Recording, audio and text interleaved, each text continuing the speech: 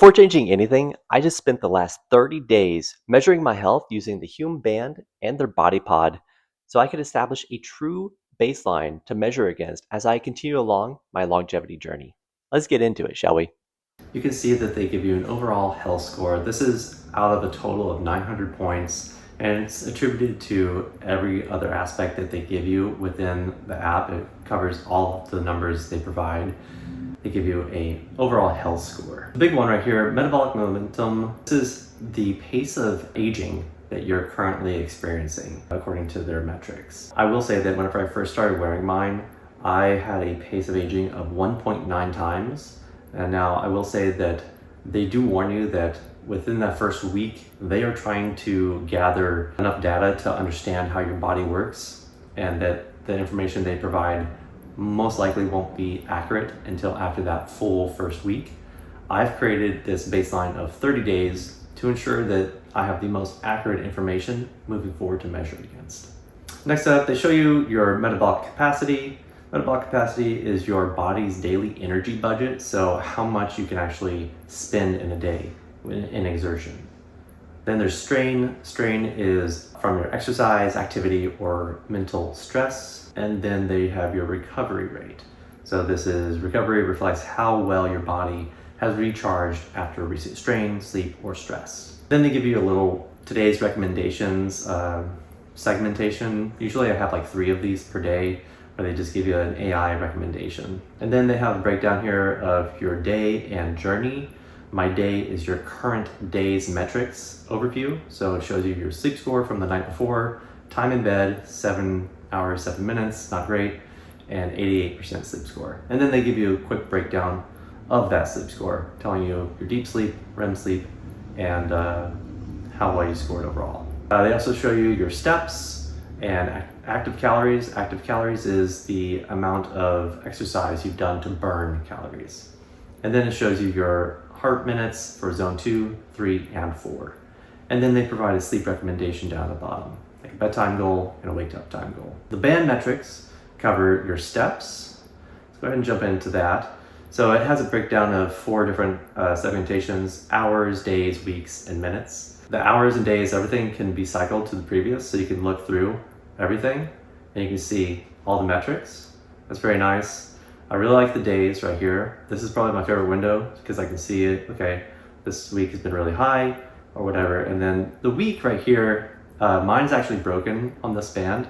So I have to give a quick shout out to their customer service. I hit them up. I was like, hey, my weekly steps data isn't there. So they asked me to provide a screenshot and a video. I did just that, and they're sending me a brand new band, and they're allowing me to keep this one. So it's very awesome of them. Very happy with that customer service. So then sleep, it shows you a breakdown either hourly, daily, or weekly of all your sleep.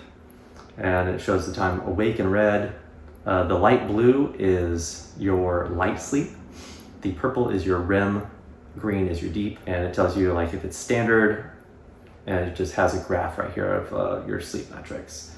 Now, the only thing I don't like about this is it doesn't give you your percentage that you scored for this sleep. And there's nowhere else that you can see that other than the home screen.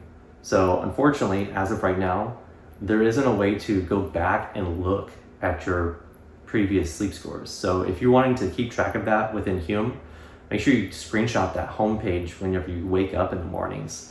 So you can have that data to look back at later. That's what I'm doing currently. Next would be the heart rate. So this is my average range of heart rates throughout the days that I've been wearing this. So 60 to 89 beats per minute is kind of high. This is something that I want to work on. Your heart rate shows how many times your heart beats per minute, and it's a key indicator of my cardiovascular health, which is something I really want to make sure I'm focusing on because I had heart surgery and I want to make sure that I'm keeping a healthy heart. HRV is one of the most important things as well on this health app.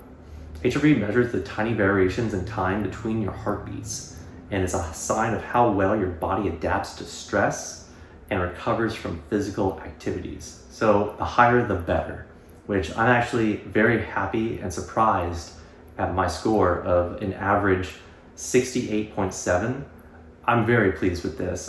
It's a great sign that my heart is very healthy. And since I've been wearing this from the start of November, it's just been going up. So that's very interesting to see.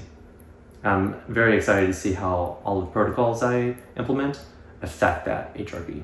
Next level is the stress level. This is really awesome that it actually tracks this, and I believe that it really tracks it quite well because I'm actually a very low stress person, just as a whole, and it has been measuring my stress very well. Like even on whenever my son was born, I was actually feeling a lot more stressed during that time. I mean, obviously, right? It's a newborn child, so you're going to be more stressful, and you're worried about your wife during the pregnancy. So it was a stressful time, and it tracked it really well.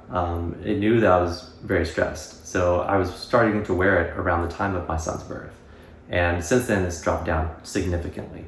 It also tracks your body temperature and SpO2. Body temperature is, my average range right now is 95.7 to 98.6, which is borderline low.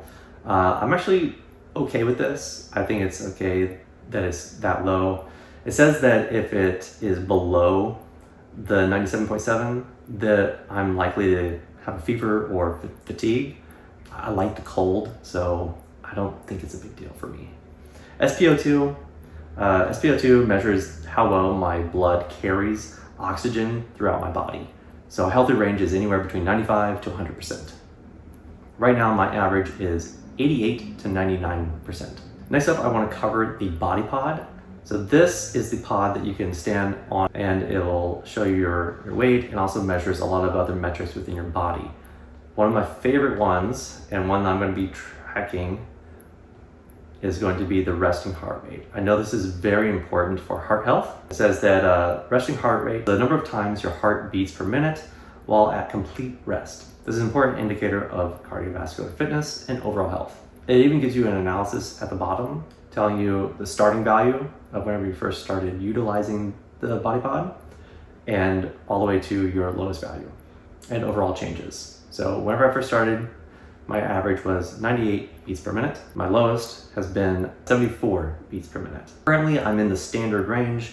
I would love to be able to get down to the athlete range, like average of 60 beats per minute would be my goal. It also tracks your metabolic age, which is very fascinating. I'm very interested in seeing how this lines up with my blood panel because they also measure my metabolic age.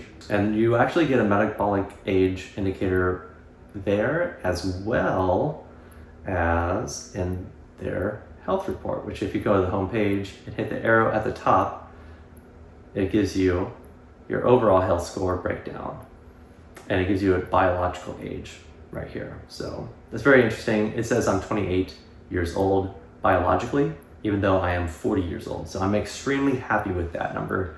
I would love to see if it can possibly go down as I implement these blueprint protocols. Going back to the body pod, I really like this screen right here.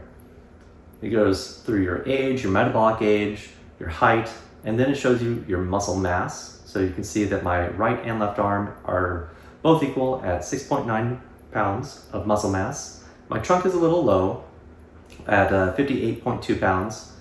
My right and left leg are fairly even. My right is at 21.7, my left is at 21.3.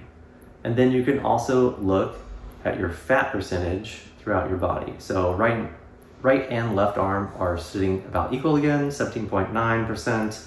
Trunk is low at 15.9%. Right and left leg are even at 11.8%, which is amazing. Overall, I have to say I'm really impressed with how this health app, the band and the body pod, have been able to keep track of all of my metrics and allow me to establish a true baseline to measure my health against as I move forward with all of my health protocols and testing to see what will actually move the health needle in a positive way. So that's it for this one, guys. I have to say, I'm extremely satisfied with how the Hume Band and Body Pod provide me measurable data so I can make informed decisions to improve my health. So I'd give the Hume Health system, both the band and the Body Pod, a 4.5 out of 5 scoring, and they're only missing the 0.5 because I can't go back and look at previous sleep scores. I want to be able to go back and see that sleep score for every single day, and instead of having to track that on my own. If they could somehow provide that in the future, I'd give it a 5 out of 5, honestly. If you guys made it along this far, thank you so much. It means a tremendous amount to me. If you haven't done so already, make sure you like and subscribe so you don't miss my next video, which is going to be implementing my very first protocol. And I'm in the middle of it right now. And trust me, it's a doozy. You don't want to miss it. See you guys next time.